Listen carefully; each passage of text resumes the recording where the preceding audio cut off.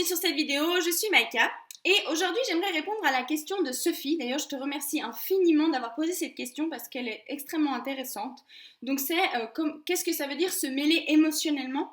Donc dû à ma vidéo précédente sur l'e-book que je vous ai offert, en fait dans cette vidéo je vous parle justement du fait de ne pas se mêler émotionnellement à la compulsion et je vais vous expliquer ici ce que ça veut dire exactement. On a environ entre 60 et 70 000 ou 70 000 pour certaines personnes pensées par jour qui nous traversent l'esprit. Et très souvent ces pensées sont les mêmes chaque jour, elles se répètent parce qu'en fait c'est des circuits neurologiques qu'on a créés en fait et à force de les répéter ces circuits se renforcent. Quand on souffre de compulsions alimentaires, ces circuits sont très souvent reliés à la nourriture. On va très souvent penser à la nourriture. Je vois par exemple, moi avant, j'ouvrais les yeux le matin, la première chose à laquelle je pensais c'est « je vais pas manger, je vais manger, blablabla ». Et en fait, venant avec ces pensées, il y avait des émotions, des angoisses, du stress et enfin bref, plein d'émotions comme ça qui sont associées aux pensées qu'on a. En fait, ce qu'il faut savoir, c'est qu'avant qu'on ait une compulsion, il se passe quelque chose. On a des pensées qui commencent à se mettre en route, qui vont commencer à engendrer un circuit chimique dans notre corps, qui va commencer à provoquer des émotions et qui va monter petit à petit pour nous pousser enfin à arriver vers la compulsion. D'où l'importance en fait de prendre conscience de ce qui se passe dans notre tête avant qu'il y ait une compulsion parce que plus vous vous rendrez compte que certaines pensées commencent à provoquer justement les émotions ensuite qui vont provoquer la compulsion, plus vous aurez un impact dessus. Donc d'où en fait le e-book que j'ai créé, il y a vraiment un registre dedans, c'est un exercice vraiment hyper important pour que vous preniez conscience de ce qui se passe. Parce que tant que vous n'avez pas conscience, c'est plus difficile d'agir dessus. Donc en fait, pour en revenir à ce que je disais, je vais vous donner un exemple. Imaginons que vous êtes au bureau, et puis je sais pas, c'est 15 heures, et puis vous savez que dans 2 heures de temps, vous rentrez à la maison. Et c'est là où tout d'un coup, le circuit commence. Alors d'un coup, par exemple, pour moi c'était comme ça, qu'est-ce que je mange? Du chocolat? Ah, il y a un truc, il y a un gâteau qui traîne chez moi, ou non, je peux m'arrêter au supermarché en passant, puis je m'achète une glace, puis tout d'un coup, je commence en fait gentiment à penser à la nourriture en fait. J'ai des pensées de nourriture, je commence à me demander ce que j'ai envie de manger, puis tout d'un coup je me dis non mais faut pas que je mange, puis en fait finalement je repense au chocolat, puis après je me dis non faut pas que je mange. Mais en fait, sans m'en rendre compte, ce que je suis en train de faire là, c'est que je commence gentiment à rentrer dans mon cercle vicieux qui va me pousser à la compulsion. Mais ce qui se passe, c'est que si, imaginons, j'en avais conscience de ce qui était en train de se passer maintenant dans mes pensées, je pourrais très bien dire « Wow, qu'est-ce que tu es en train de faire? Stop, arrête tes pensées » et alors avec de l'exercice, parce que ça se fait pas comme ça du jour au lendemain, c'est pas forcément facile, mais avec de l'exercice, je pourrais changer en fait mes pensées et surtout ne pas laisser qu'à la longue, ces pensées commencent à créer des émotions chez moi. Parce qu'en fait, ce qui se passe, c'est que pour ces compulsions, par exemple, justement, comme je vous disais, vous êtes par exemple au bureau, vous allez rentrer bientôt, et ça commence, je vais manger du chocolat, non, peut-être une glace, puis tout d'un coup, non, il faut pas que je mange parce que je vais pas prendre du poids. Puis en fait, plus vous faites ça, plus tout d'un coup, des émotions qui commencent à arriver, d'avoir peur, d'angoisse, de trucs, de je veux pas manger, mais finalement je mange, enfin bref. Je sais pas si vous voyez de quoi je parle, c'est pas forcément évident à expliquer parce que ça se passe beaucoup à l'intérieur, mais il y a vraiment une nuance entre les pensées et les émotions. Et très souvent, quand nos pensées se mettent en route, et au bout d'un moment, les émotions, elles vont commencer à provoquer des émotions. Pour vous donner un exemple, si je vous dis, pensez à un événement heureux de votre enfance, comment vous allez vous sentir? Waouh! En fait, la pensée a créé une émotion dans votre corps. Pareil, si je vous dis, pensez à un événement dans votre vie qui a été douloureux, qui a été triste, vous pensez à cet événement, waouh, c'est lourd et c'est désagréable. Ça crée une émotion un peu lourde. Mais en fait, ce dont on n'a pas conscience et que très souvent on ne connaît pas, c'est qu'en fait, ces pensées-là, on peut très bien commencer grâce à notre conscience et à une pratique. C'est pour ça que dans la spiritualité, je trouve que c'est très important et que je médite beaucoup. C'est qu'en fait, quand ces pensées se mettent en route, on peut très bien s'extraire de toutes ces pensées pour ne pas y être mêlé. Pour vous donner un exemple, je ne sais pas, il me semble l'avoir déjà dit dans une vidéo, peu importe, je vous le redonne. Imaginons, vous êtes, je ne sais pas, vous êtes dans la rue et puis vous voyez deux personnes qui ont un conflit, qui se fâchent entre elles. Vous n'êtes pas mêlé à ça, donc émotionnellement, ça ne vous touche pas. Vous voyez la scène, vous voyez qu'il se passe un truc, mais ça ne vous atteint pas. Et le but, en fait, c'est que vous puissiez avoir assez conscience, que vous ayez une assez grande force, enfin c'est même pas de la force mentale, c'est de la pratique pour en fait, au même titre que vous verriez une scène se passer à l'extérieur de vous qui ne vous touche pas émotionnellement, C'est en fait comme si votre conscience, vous-même, était en train d'observer toutes ces pensées et toutes ces choses, par exemple, liées à la nourriture. Pour m'expliquer un peu mieux, imaginons, je suis de nouveau toujours à mon bureau et ça commence, j'ai ces pensées, ouais, j'aimerais du chocolat, non, peut-être une glace, puis tout d'un coup, je me rends compte de ce que je suis en train de faire et je me dis, wow! Et du coup, en fait, je me mets en observateur de ce qui est en train de se passer. Je sais que c'est peut-être bizarre comme explication, parce que c'est vraiment des choses qui demandent de la pratique, c'est un peu dans le spirituel, mais c'est vraiment ça, on a une conscience. Vous avez une conscience de vous. Par exemple, là, maintenant, j'ai conscience que je suis en train de vous parler. Mais je suis en train de vous parler. Donc, en fait, il y a une conscience de moi que je peux... En fait, je peux m'observer en train de faire quelque chose. Et typiquement, avec les compulsions alimentaires, quand vous commencez à penser à la nourriture, vous pourriez très bien vous mettre en observateur de ce qui est en train de se passer. En faisant ça, ça fait que vous n'allez plus être mêlé émotionnellement. Ça veut dire que les pensées que vous êtes en train d'avoir par rapport à la nourriture, parce que ces pensées, elles vont s'envenimer de plus en plus, ce qui va commencer à créer les émotions et ce qui va finalement vous pousser dans le même circuit, parce que c'est toujours la même chose, comme je vous disais, les pensées sont les mêmes, les circuits neurologiques sont les mêmes, donc ça va nous faire agir de la même manière. Et en fait, le fait de prendre cette distance, de voir ces pensées, de voir toutes ces choses-là, mais sans vous laisser mêler dedans, ça va vous permettre de reprendre votre pouvoir. Parce que parfois, on a certaines pensées, on ne peut pas les enlever comme ça, on ne peut pas les faire taire. Malheureusement, j'aimerais bien, moi, des fois, qu'elles se taisent, ces pensées, parce qu'elles ne sont pas sympas. Pour vous donner encore un exemple, typiquement, imaginons, vous êtes là, vous renversez un verre.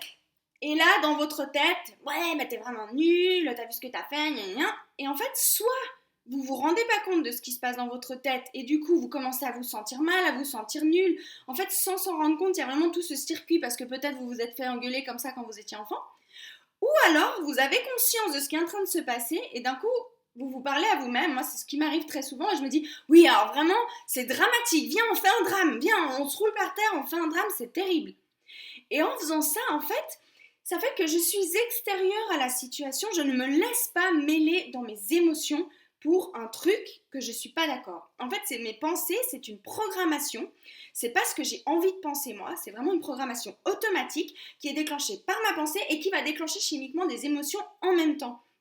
Mais le fait de me dire, de me rendre compte de ce qui est en train de se passer et de prendre une distance avec ça, comme si, imaginons, vous parliez à quelqu'un de l'extérieur, par exemple, vous voyez une personne qui est en train de s'énerver parce qu'elle a fait tomber, je sais pas moi, elle a fait tomber un mouchoir et tout d'un coup elle commence à s'énerver, vous allez dire non mais oh calme-toi, ça va pas. Et en fait le fait d'avoir cette distance sur vous-même, de vous dire oui, tout va bien, on se calme, tu peux arrêter ton cirque, et du coup en fait, vous vous placez en observateur de vous-même. Et en faisant ça, vous n'êtes plus tributaire de ce qui va se passer à l'intérieur, de vos émotions, et devenir en fait, et perdre votre pouvoir. Parce que quand il se passe ça, on perd complètement notre pouvoir. Parce que quand on est débordé par nos émotions, on n'arrive plus à raisonner, on n'arrive plus à se maintenir, à être bien avec soi, parce qu'on est débordé. Et le problème, c'est qu'on s'en rend même pas compte, parce que c'est tout un circuit vraiment automatique qui s'est créé, c'est toute une chimie qui s'est créée, et on est embourbé là-dedans. Pour les compulsions alimentaires, c'est exactement ce qui se passe. Vraiment, prenez bien en note ce que je dis dans cette vidéo. Et si ce n'est pas clair pour vous, n'hésitez pas à me demander encore parce que ce que je vous donne ici, vous n'imaginez pas la clé que c'est pour vous, pour votre vie, pour les compulsions alimentaires. J'ai même lu un livre où carrément la dame qui donne ce truc que je viens de vous donner là, elle s'est carrément guérie de ses compulsions alimentaires grâce à ça. C'est vraiment quelque chose de prendre une distance avec ce qu'on ressent. Vous vous rendez pas compte de la puissance que ça a. Pour donner encore, vraiment, j'essaie de vous donner le plus d'exemples possible pour que vous compreniez bien ce que je veux dire par là. Imaginez par exemple, vous êtes avec une amie. Votre amie, elle vit un moment difficile. Vous avez jamais remarqué que vous avez toujours les bons conseils pour elle, que vous êtes là, vous êtes posé, vous êtes un vrai soutien pour cette personne, parce que vous n'êtes pas mêlé émotionnellement à ce que cette personne vit. Dites-vous une chose, c'est qu'avec vous-même, vous pouvez faire la même chose. Vous pouvez vous placer à l'extérieur de toutes ces émotions, de tout cet événement qui se passe. Vous ne niez pas ce qui est, vous voyez ce qui est, sauf que du coup, vous avez le pouvoir sur ce qui se passe. Pareil, quand une compulsion alimentaire se met en route, que les pensées commencent, parce que, comme je vous ai déjà dit dans plusieurs vidéos, pour moi, je le vois comme un tsunami. Mais ce que j'entends par le tsunami, c'est exactement ça. Ça veut dire que ça commence par une pensée, une autre pensée, et ensuite les pensées commencent à s'augmenter, ce qui commence à me provoquer des émotions. Et ça commence à monter, et blouf, et là, je finis par avoir ma compulsion. Mais si je me rends compte que j'ai juste commencé à penser déjà au chocolat, je me dis, ouh, ça y est, ça commence. Ok, alors peut-être que c'est pas peut-être du jour au lendemain, peut-être que vous allez capter le truc et c'est ce que je vous souhaite du fond du cœur, mais peut-être que ça va demander de l'entraînement parce que ça demande de l'entraînement. C'est pas quelque chose qui se fait comme ça du jour au lendemain. Mais observez vos pensées et comme je vous ai dit déjà, mon e-book, j'ai mis un exercice, mais vous vous rendez pas compte, je vous l'offre, c'est cadeau, mais vous n'imaginez pas la puissance que ça a de prendre le temps d'apprendre à prendre conscience de ce qui se passe dans votre tête, dans vos émotions avant de manger, pendant que vous mangez. Parce que dès le moment où vous vous rendez compte de ce qui se passe, eh ben vous pouvez agir dessus. Que si vous êtes embourbé dedans, vous voyez même pas ce qui se passe, à chaque fois, le circuit il prend le dessus et puis c'est fini. Voilà, donc vraiment pour redonner l'image, c'est le fait que des pensées se provoquent dû à la compulsion, à l'habitude. Et du coup, vous commencez à avoir ces pensées de nourriture, de faut que je mange, je veux pas manger, enfin bref, tout ce cirque qui commence, je sais pas comment il se provoque pour vous, enfin comment il se passe pour vous. Et ensuite, les émotions se mêlent. Si dès le départ, vous captez cette pensée et que vous vous placez en observateur, vous n'allez pas être mêlé. Ça veut dire que les émotions qui vont s'en suivre ne vont pas vous prendre dedans. Et si vous n'êtes pas pris dans ces émotions, eh ben forcément, vous ne réagissez pas à la compulsion. J'espère vraiment que c'est clair. N'hésitez pas à me reposer la question. Si je peux l'expliquer encore différemment, je le ferai. Je sais que c'est un concept assez difficile, mais de nouveau, tout ce que je vous partage ici, le but c'est que vous pratiquiez. Si vous ne pratiquez pas, c'est très difficile de comprendre parce que concrètement, c'est des concepts qui sont relativement immatériels parce que c'est des choses qui se passent à l'intérieur de nous. Mais c'est des choses qui sont d'une puissance énorme. J'ai d'ailleurs mis à disposition sur mon site internet, si vous voulez aller tester, c'est ce que j'ai appelé le Help Compulsion. Et en fait, dans cet audio, je vous montre, en fait, bon là c'est plus dans une situation où vous êtes dans la compulsion, mais au final elle marche très bien, même peut-être mieux, profitez-en de le faire avant d'être dans la compulsion. C'est vraiment d'apprendre justement à être là et à voir cette situation, cette compulsion loin de vous, à l'éloigner de vous. J'ai vraiment mis un exercice pratique. Peut-être que cette vidéo vous suffira pour pratiquer et vraiment je vous le souhaite de tout cœur et n'hésitez pas à essayer. Mais au cas où vous avez besoin, j'ai créé exprès un audio sur mon site internet. Je vous mets le lien si jamais dans la barre d'infos, si ça peut vous aider à comprendre mieux le mécanisme et peut-être à être guidé au départ. Le but, c'est qu'après, vous l'intégriez pour vous et que vous arriviez à le faire par vous-même. En fait, grâce à ça, même, ça permet d'avoir, parfois, il m'arrive d'avoir une compulsion. En fait, réellement, je vis une compulsion à l'intérieur de moi, mais grâce à ça, je ne peux ne pas y réagir. En fait, c'est tout à fait possible que je sente, tout d'un coup, j'ai une grosse compulsion, je sens, j'ai très envie de manger, mais le fait que j'ai appris à prendre cette distance, mais je ne vais pas aller manger. Je vais réussir à agir sur moi, même à discuter avec moi. D'ailleurs, je vous ai fait une vidéo qui sortira prochainement, dans ces 2 prochaines semaines, sur la manière de communiquer avec soi et de l'importance que ça a. Si jamais regardez là, vous ne vous rendez pas compte l'impact que ça a justement. Et puis quand j'ai justement cette compulsion qui est là, mais je n'y réagis pas. Et c'est là toute la différence. Et en fait, à force d'avoir une compulsion et de ne pas y réagir, vous verrez qu'elle va finir par se désactiver. Parce que comme je vous disais, ça crée des circuits neuronaux. Et plus on pratique une chose, plus le circuit se renforce. Comme si vous apprenez à jouer du piano, plus vous jouez, plus vous devenez doué et plus en fait vous avez des circuits qui se créent. Malheureusement, pour nos compulsions alimentaires, c'est la même chose. À force de les pratiquer, de faire tous les jours, ça se renforce. Mais inversement, heureusement, le chemin inverse se fait.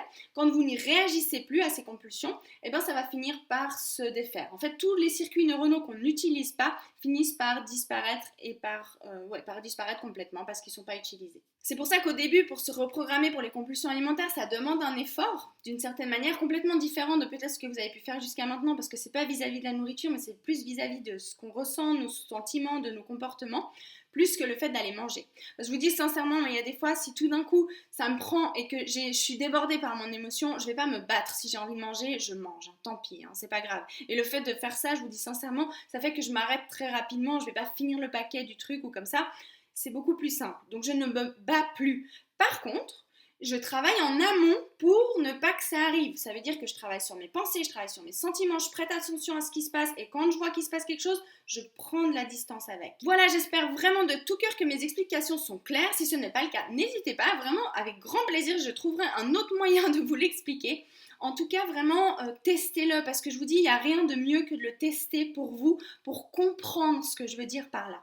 Et encore une fois, si jamais, n'hésitez pas, j'ai mis sur mon site internet, j'ai fait exprès de mettre vraiment ces audios à des prix accessibles à vraiment tout le monde. Vous les téléchargez sur le moment. Vraiment, le but, c'est que ça puisse vous aider. Vous n'en avez pas besoin, tant mieux, mais si vous en avez besoin, c'est là exprès pour ça si jamais. Et sinon, je suis à disposition, n'hésitez pas, je vous réponds avec joie, vraiment. Et je vous embrasse très fort, je vous remercie pour vos questions, pour votre courage même de partager vos questions et vos commentaires. Je vous remercie vraiment du fond du cœur. Et merci aussi parce que vous êtes beaucoup à avoir téléchargé mon e-book. Ça me touche beaucoup et j'espère du fond du cœur que il vous conviendra, il vous plaira et qu'il vous aidera surtout, qui vous permettra de trouver des clés. Je vous embrasse très fort, je vous dis à très vite pour une prochaine vidéo. Ciao ciao.